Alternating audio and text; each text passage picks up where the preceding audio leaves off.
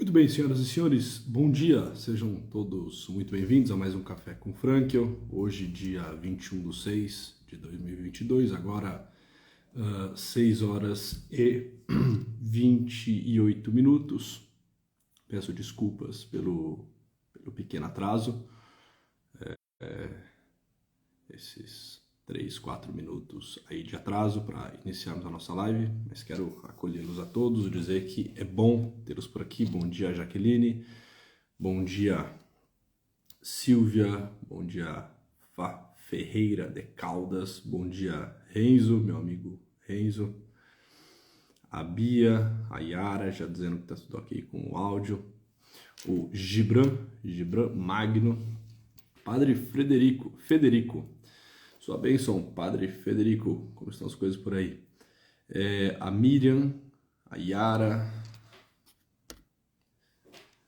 a Vivi, psicóloga, minha colega, minha amiga, excelente. Muito bem. Ana Maria de Jesus, 7 Léguas, Minas Gerais. Legal, muito bem. Ana Maria tá botando aí o nome completo, a cidade e o estado. Legal. Vamos lá, bota aí, botem a cidade e o estado. É só para eu saber de onde vocês falam. Alguns são já rostos conhecidos, né? São figurinhas conhecidas, colegas, amigos, mas a grande maioria não. A grande maioria eu não conheço, né? Então mandem aí, de onde são, né? A Clarice está em Londres. Muito bem, Clarissa. Excelente, que bom. Bom recebê-la aqui. Brasília, Carioca. Não, desculpa, que Carioca, o quê? Cariacica, Espírito Santo, desculpa. Joaçaba, Rio do Campo, Santa Catarina. Pontalina, Goiás. São Luís, Maranhão, Campo Grande, Mato Grosso do Sul. Legal, muito bem. Temos pessoas aí de todo canto e até de fora do Brasil. Sumaré, São Paulo, próximo aqui a São Carlos, né? Campinas, São Paulo, Cabo Frio, Rio de Janeiro. Mombaça, Ceará, Caé, Brasília. Excelente, muito bem, senhoras e senhores. É bom tê-los por aqui. Niterói, Campinas, Socorro, Fortaleza. Ótimo. Muito bom tê-los por aqui para mais um Café com Frankel.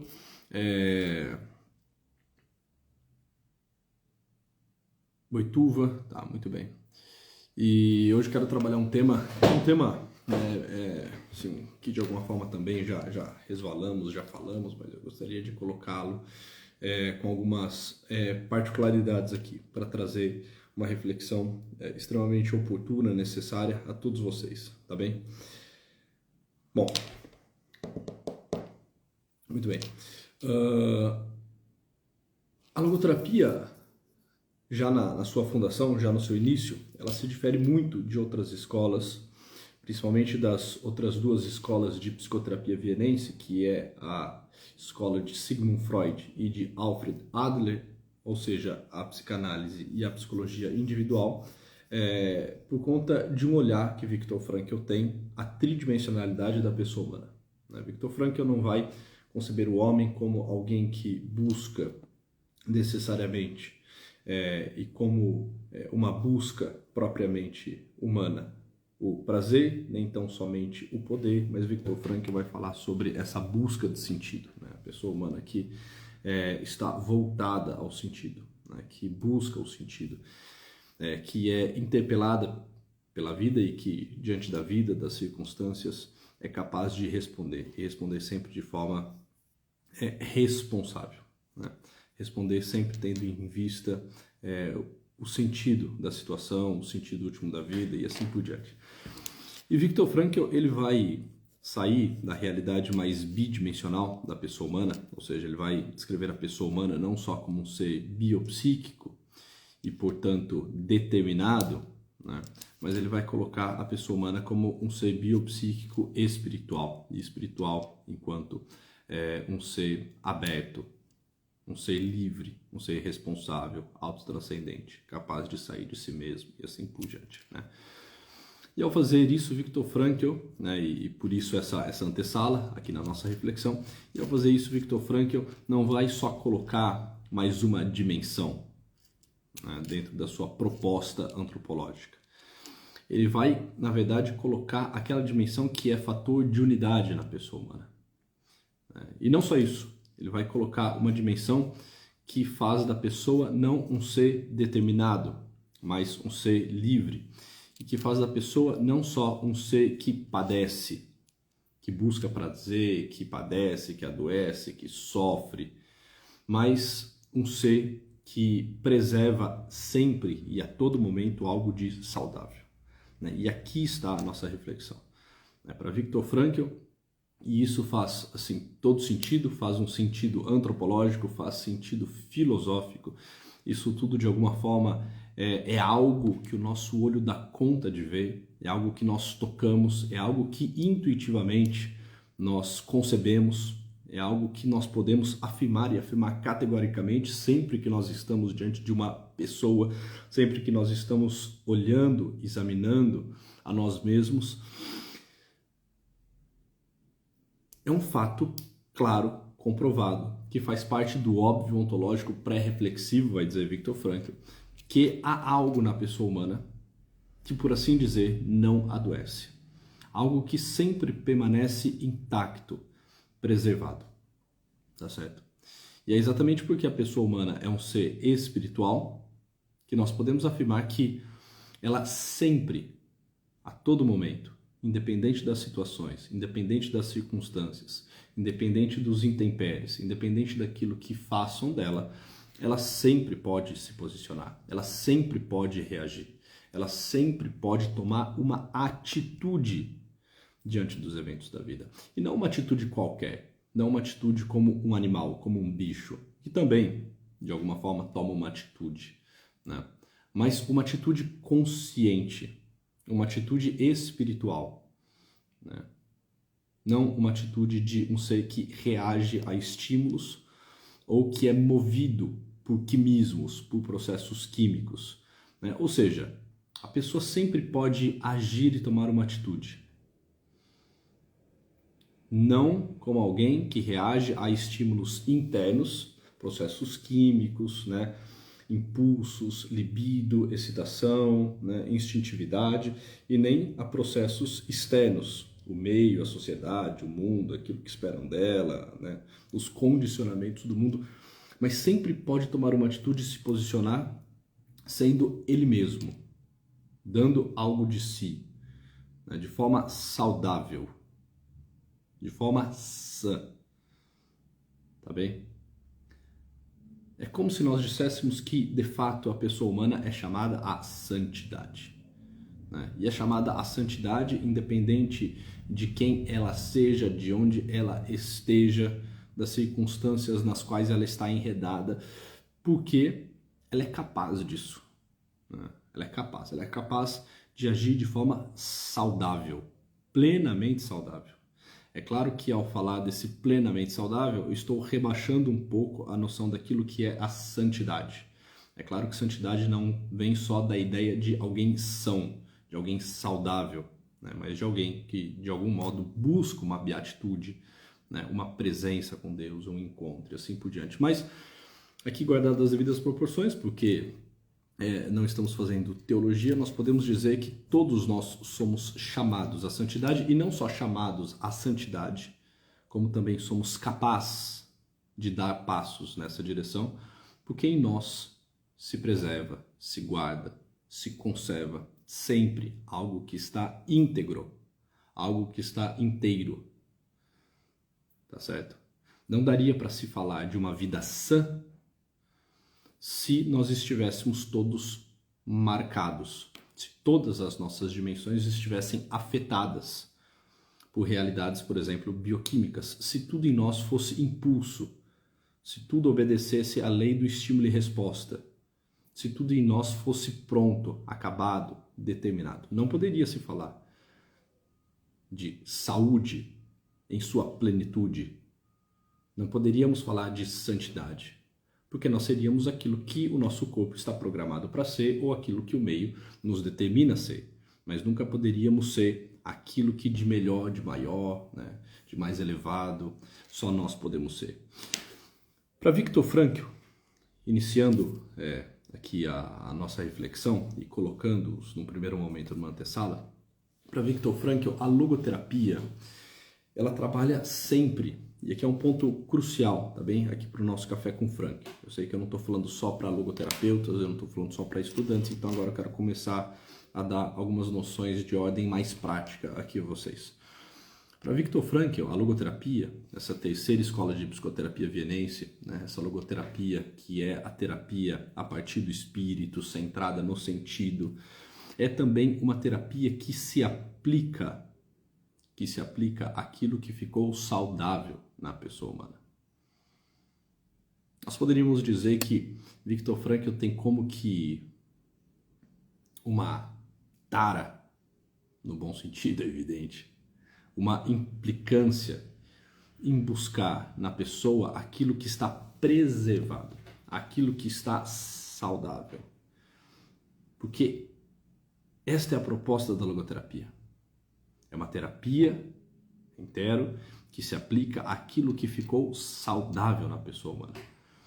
Como Frankl vai dizer, em algum momento nós podemos aprofundar isso, há sempre um logos no pathos. Mesmo na pessoa enferma, mesmo num quadro patológico, mesmo diante do homem que sofre, mesmo diante daquele que está enfermo, nós podemos encontrar algo que está saudável, preservado. Nós podemos encontrar o sentido, a capacidade daquela pessoa de encontrar o sentido da vida. Tá? Isso é inerente à condição humana. Tá certo? E a todo momento a pessoa pode fazer essa experiência com sentido. Por quê? Porque tem algo que está intacto, saudável, preservado, e assim por diante. Tá? Isso é muito curioso porque, por exemplo, quando alguém está diante de nós, e eu coloco aqui essas reflexões para ajudá-los a olhar, né, não só para os outros e para as relações que vocês têm e estabelecem, mas é evidente também olharem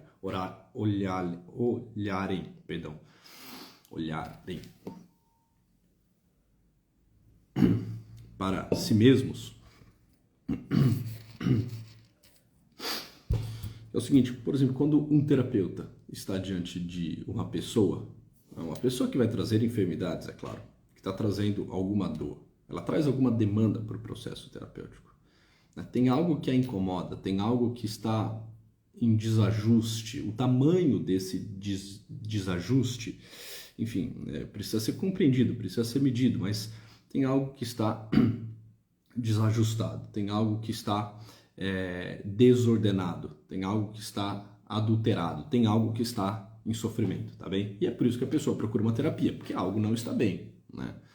Ninguém vai procurar uma terapia porque está tudo muito bem, obrigado, porque está tudo mil maravilhas, né?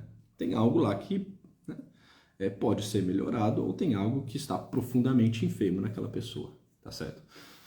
Enfim, quando a pessoa procura terapia, ela vem com uma demanda.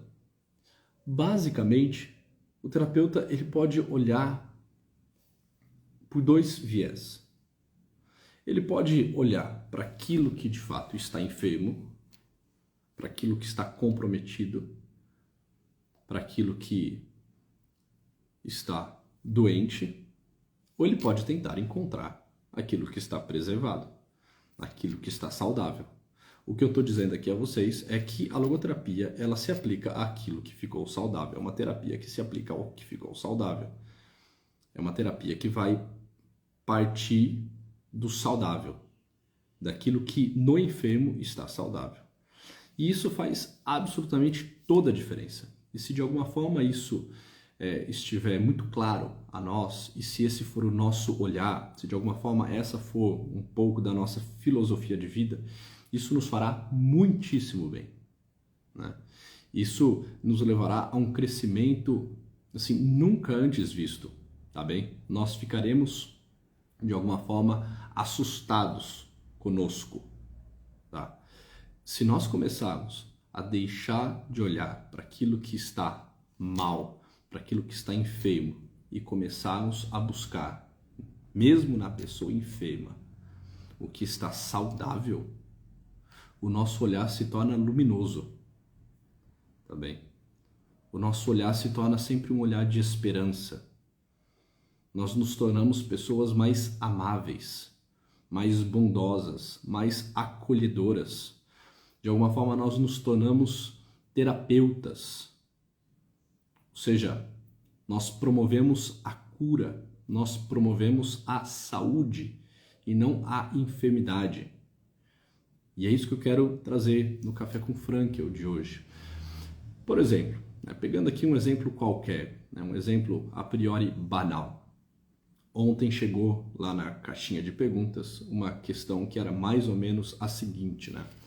Uma mulher, certamente em sofrimento, um sofrimento aí razoável, disse, olha, eu não sei o que eu faço, né? Estou casada há mais de 10 anos, eu amo o meu marido, né? Eu acredito que ele também me ama, mas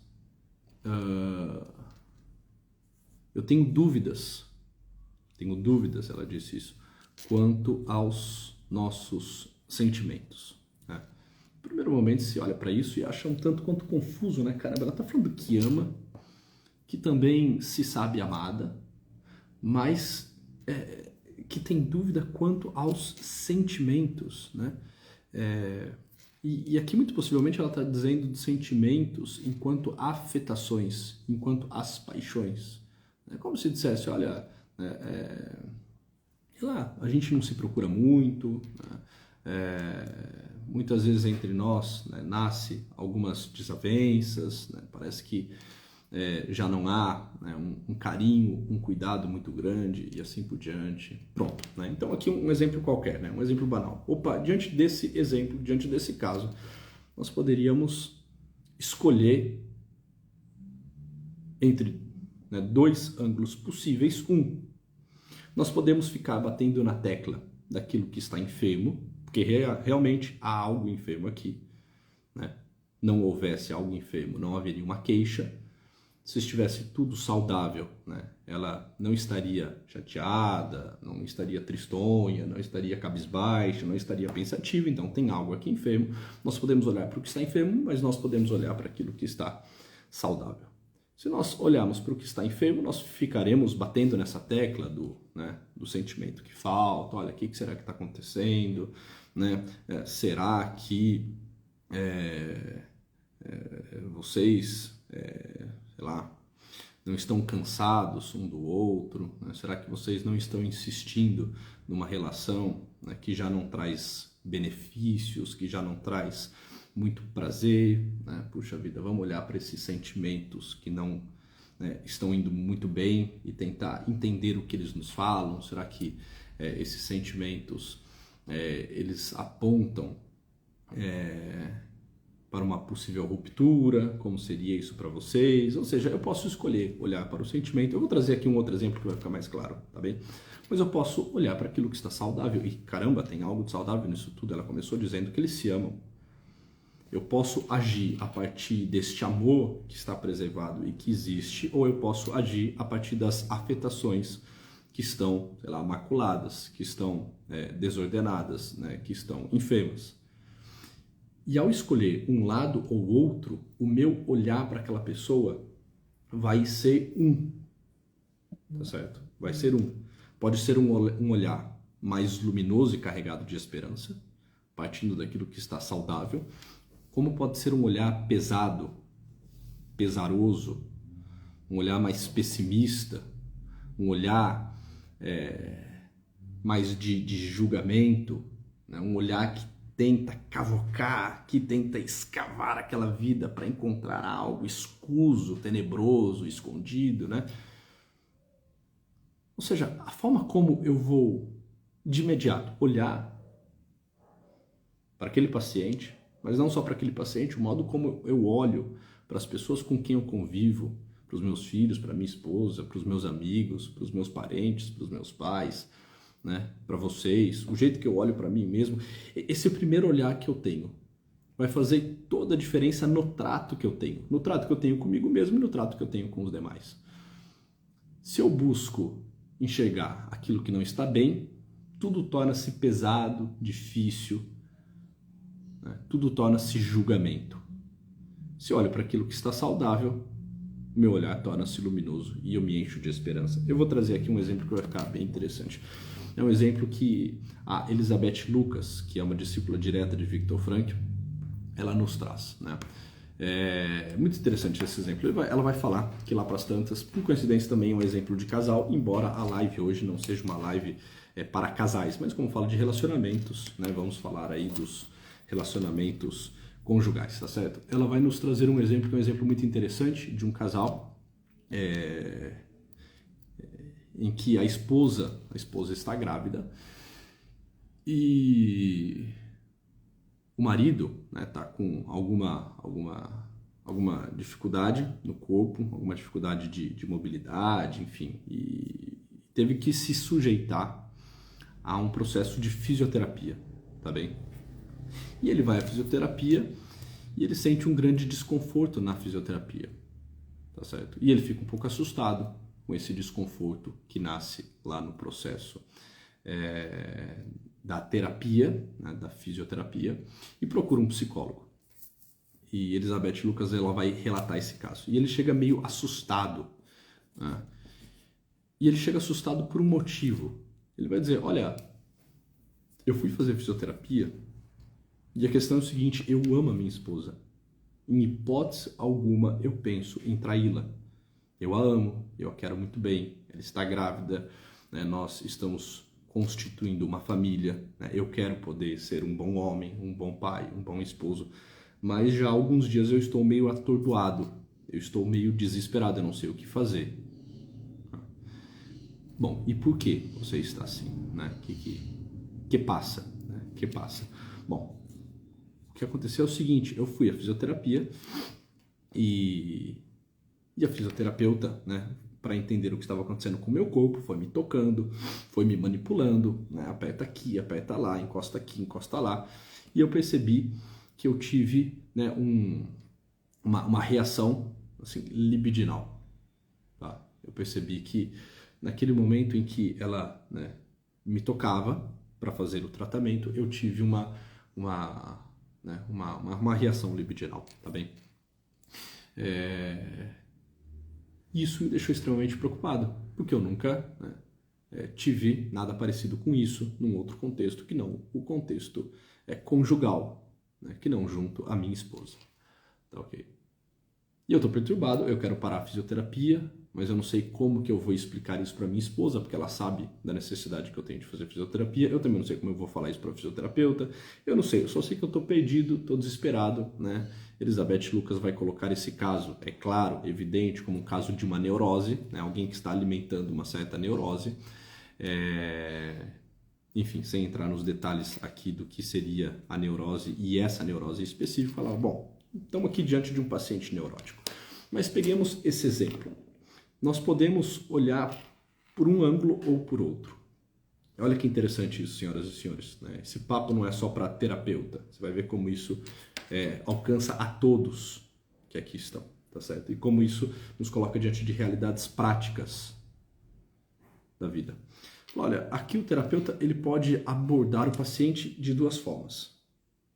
Ele pode, diante dessa primeira fala, dessa primeira demanda do paciente, começar a olhar para aquilo que está em disfunção, né?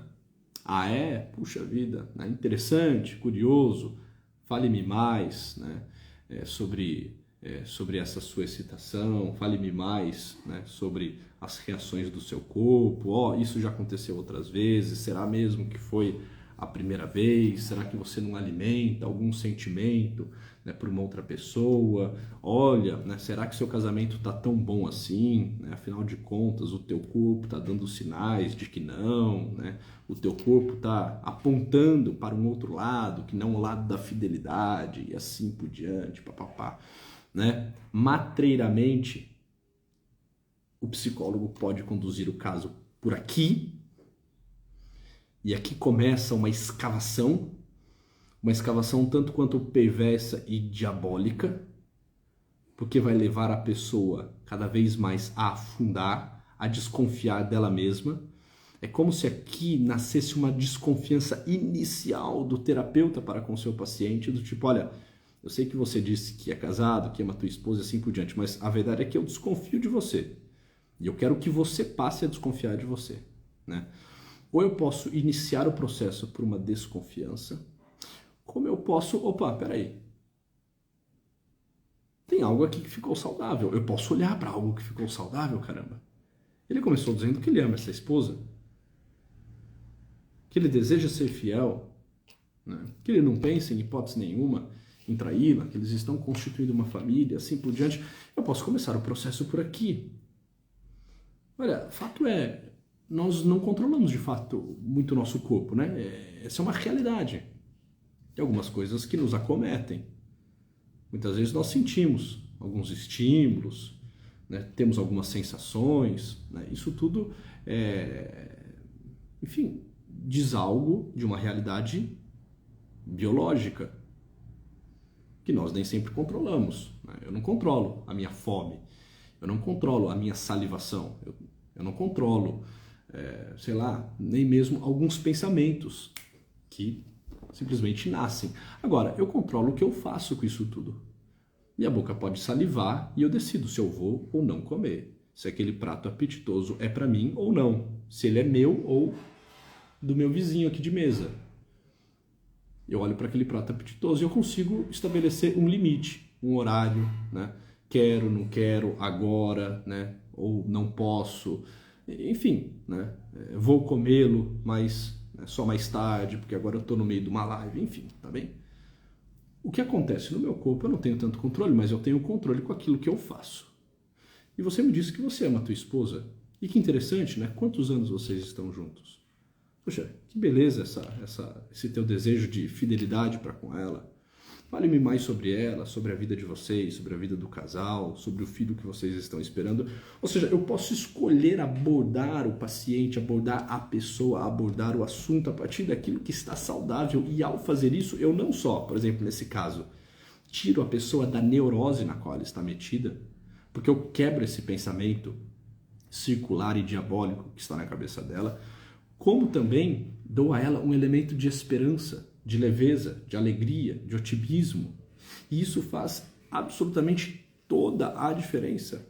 Se eu escolher abordá-la pela parte que ficou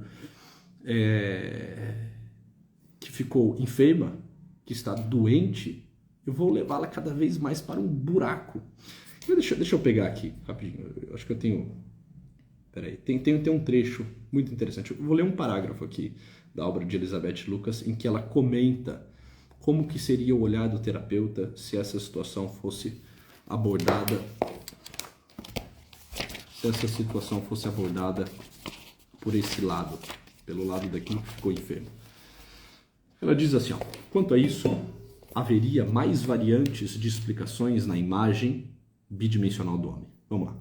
Uma seria simples, a gravidez da esposa complicaria as relações sexuais. A outra seria mais fundamentada na psicologia profunda.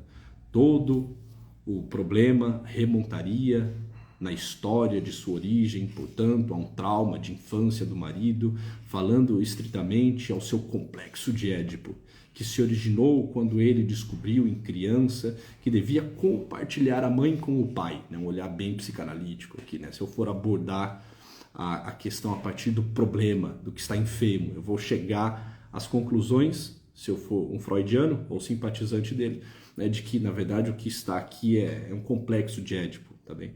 Desenvolveu-se, então, um amor/ódio à mãe, que o marido ainda hoje transfere inconscientemente à sua mulher, pelo que não poderia ter relações com ela de maneira satisfatória, mas já que sua libido deverá escoar-se e voltar-se para outras mulheres com quem não existam conflitos emocionais desse tipo, caindo, porém, em conflito com o seu superego.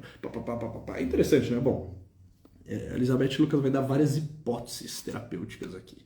Como que um terapeuta que busca abordar a questão pelo problema, enxergaria aquela pessoa e os seus processos bioquímicos e a sua realidade psíquica. Sempre é fatalista. Falávamos um pouco de atitude fatalista na última live, né? Sempre é fatalista, sempre é pesaroso, sempre é baixo.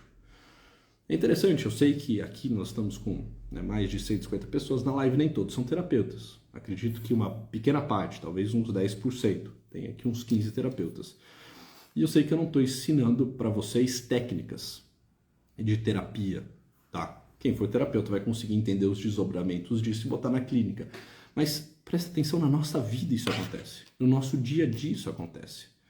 Nós, quando estamos diante de alguém, nós podemos abordar esta pessoa, este alguém, a partir de um problema e alimentar desconfianças e começar a fazer julgamentos torpes, precipitados, como nós podemos abordar essa pessoa pelo lado do que está saudável, pelo lado daquilo que está preservado, né? Nós sempre podemos escolher um dos lados. O que eu estou dizendo aqui a vocês, tenho certeza que nesse momento isso já ficou muito claro, é que é o seguinte: essa escolha que nós fazemos, ela começa a determinar o olhar que nós teremos para com aquela pessoa e o modo como nós nos relacionaremos com ela. Isso começa a mudar absolutamente tudo. Nosso olhar pode ser um olhar de julgamento, de suspeitas, de desconfiança, que sempre joga essa pessoa para baixo, que desacredita dela, como pode ser um olhar luminoso. E por que pode ser um olhar luminoso, Luiz Henrique? Porque sempre há algo preservado, sempre há algo saudável.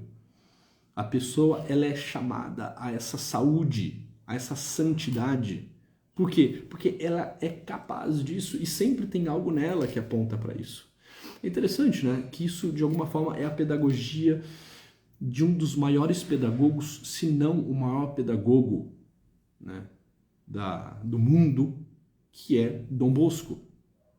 Dom Bosco, São João Bosco, é, se não um dos maiores, o maior pedagogo, né, da história da humanidade. E um dos princípios deste grande homem, deste grande santo, deste grande pai, um dos princípios pedagógicos de Dom Bosco era exatamente esse. Ele trabalhava com jovens de rua, com jovens delinquentes, com jovens criminosos. Ele trabalhava com jovens. E ele dizia, olha, basta que sejam jovens para que eu os ame, né? Ele trabalhava com jovens, as pessoas difíceis, né? Essas pessoas que estão em vulnerabilidade psíquica, emocional, né? Só que ele trabalhava com pessoas que realmente não estavam só numa vulnerabilidade psíquica, mas que estavam bem à margem de tudo, né? E um dos princípios dele, né, que é a proposta pedagógica, é buscar encontrar no jovem aquilo que está saudável, né? Aquilo que está bem, aquilo que é bom. Ele vai colocar isso como sendo a primeira obrigação de um pedagogo. Um pedagogo diante do seu aluno, né? Um pai espiritual, né? Um pai biológico diante do seu filho, ele sempre precisa acessar aquilo que está bem, aquilo que está saudável, aquilo que está preservado, porque se ele não for por essa via, ele desmonta, ele quebra, ele adoece, ele rebaixa. E isso dentro da proposta pedagógica de Dom Bosco fez toda a diferença e faz toda a diferença. Ainda hoje, né? Porque, né, por graça, ainda tem centenas, milhares de pessoas que trabalham com essa proposta pedagógica, né, de Dom Bosco. Ou seja, uma implicância em buscar aquilo que está bom. Há sempre um ponto acessível ao bem, vai dizer Dom Bosco. E a primeira função e a obrigação do pedagogo é exatamente encontrar esse ponto. Buscar e encontrar esse ponto. O que está bem, o que está preservado, o que tem aí de bom, de nobre, de valoroso, o que tem de amor. Porque é a partir daí né? Ainda que esteja lá em brasa, tudo bem, eu vou agitando, eu vou assoprando, eu vou airando, até que aquilo se torne uma chama, mas sempre há uma brasa, sempre há um bem. Seria excelente, hein, Karine? A Karine está dizendo de fazer uma live de personalidade sobre Dom Bosco, né? Me deem um nome aí de alguém que conhece Dom Bosco que eu trago para fazer, que conhece em profundidade, né? Esse grande homem que é Dom Bosco, que eu trago para a série Personalidades. É isso, né? Buscar sempre esse ponto acessível ao bem. E caminhando aqui para o nosso final, já são 7 horas e 2 minutos. Tenhamos esse olhar luminoso. Tá? Busquemos aquilo que está preservado. Comecemos por aí. É claro que ao olhar para aquilo que está preservado, nós vamos atacando também aquilo que está enfermo. Mas nós vamos atacando com esperança, nós vamos atacando com otimismo, nós vamos atacando inclusive com coragem. Tá certo? Nós vamos atacando com armas potentes, poderosíssimas. Tá certo? Porque senão o que a gente faz não é atacar, o que a gente faz é ficar lambendo ferida. Se a gente só olha e constata que as coisas não estão bem, a gente fica lá lambendo ferida, se vitimizando, se rebaixando, né? Ai, pobre de mim, coitado de mim, né? Nossa, não tenho jeito, meu casamento, minha vida, meu trabalho, meu mundo, né? Tá tudo enfermo, tá tudo doente. Tá, e o que está preservado? E o que está bom? Você é capaz do quê? Eu sei que você não é capaz hoje de muitas coisas. Coisas essas que você gostaria de fazer. Mas o que você é capaz? E isso muda radicalmente a nossa vida. Sei lá, eu pego um livro e falo, olha, eu sei que eu não sou capaz de ler esse livro todo hoje. Sei lá, estou aqui com o livro Chegou essa semana. A Força do Silêncio contra a Ditadura do Ruído. Né? É um livro de 283 páginas. Olha, eu sei que eu não consigo ler esse livro hoje. Todo ele hoje. O que eu sou capaz de ler hoje? Deixa eu me contentar com isso, deixa eu constatar isso, deixa eu partir daquilo que está saudável. Eu não tenho 3, 4 horas para fazer a leitura desse livro. Se eu tivesse 4 horas, eu acho que em 4 horas eu conseguiria fazer a leitura de todo esse livro. Eu não tenho. Eu tenho 15 minutos hoje para ler esse livro. Bom, eu vou começar por 15 minutos. Eu vou começar lendo, sei lá, uma dezena de páginas. Eu vou começar assim. E tá ótimo, e eu vou me alegrar por isso. Porque é o que eu pude dar, é o que eu tinha para dar. Né? Eu não vou ficar me pesando, me culpando por não lê-lo todo. Eu vou ler aquilo que me cabe, eu vou fazer aquilo que pode, eu vou partir daquilo que está possível, daquilo que está preservado. É claro que aqui eu já estou entrando num desdobramento que não necessariamente é aquele saudável que Viktor Frankl nos fala. Mas se nós tivermos essa atitude mais otimista, mais esperançosa, se nós começarmos a olhar para nós mesmos e para os outros, buscando a todo momento esse ponto acessível ao bem, aquilo que está preservado, aquilo que está saudável, a nossa vida começa a ficar mais leve, a gente para de ser um peso para as outras pessoas. A gente para de ficar lambendo feridas, a gente para de ficar fazendo divisões, a gente para de ficar fazendo julgamentos precipitados e a gente vai elevando as outras pessoas. E, como efeito colateral, nós também vamos nos elevando, nós também vamos crescendo. Porque esse é o caminho, né? Essa é a forma de construir a nossa personalidade. Tá bom? Muito bem, senhoras e senhores, os assuntos vão surgindo, as coisas vão aparecendo aqui na cabeça, mas vamos parar por aqui. Já estamos com 38 minutos de live, passei um pouquinho hoje do horário, né? Comecei um pouco mais tarde, acabei um pouco mais tarde. Eu sei que vocês têm muito a fazer no dia de hoje, pois façam com alegria, façam com esse olhar luminoso, façam com inteireza. Eu quero convidá-los para a live que nós teremos hoje à noite, às 9 horas da noite. O meu convidado especialíssimo é o meu amigo Dr. Paulo Roberto Pacheco. Ele vai falar sobre o Dom Giussani. Então a live Personalidades hoje está imperdível, tá? A semana passada recebi o Padre Mateus Aquino falando sobre Santo Tomás de Aquino. Quem não viu, veja. E hoje, dia 21/6, às 9 horas da noite, o meu amigo Dr. Paulo Roberto Pacheco falando sobre o Dom Giussani. Tenho certeza que muitos que estão aqui nunca ouviram falar deste homem e certamente se beneficiarão muito em conhecer essa biografia, em conhecer essa história. Então estejam presentes, convidem também alguém, tragam aí um amigo, um parente, tá certo? Vai ser muito bom vê-los por lá hoje às 9 horas da noite. Senhoras e senhores, tenham todos um bom dia, uma boa terça-feira, né? Nos vemos logo mais às 9 e é isso. Fiquem com Deus.